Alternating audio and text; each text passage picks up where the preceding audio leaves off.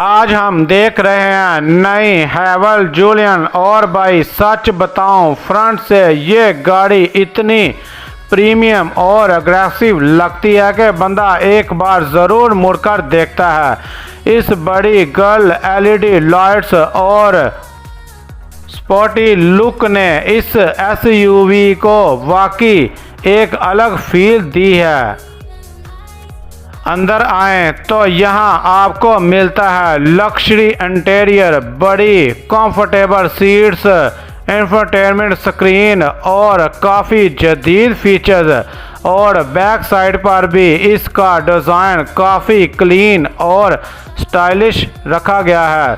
दोस्तों, ये गाड़ी सिर्फ लुक में नहीं बल्कि कंफर्ट और रोड प्रेजेंस में भी काफ़ी ज़बरदस्त फील देती है। और अगर आप इस गाड़ी का मुकम्मल फ्रंट, बैक, डिग्गी, इंटीरियर और फुल रिव्यू देखना चाहते हैं तो पूरी वीडियो का लिंक डिस्क्रिप्शन में मौजूद है। अभी जाकर पूरी वीडियो लाजमी देखें और अयान राइडर को सब्सक्राइब करना मत भूलिएगा।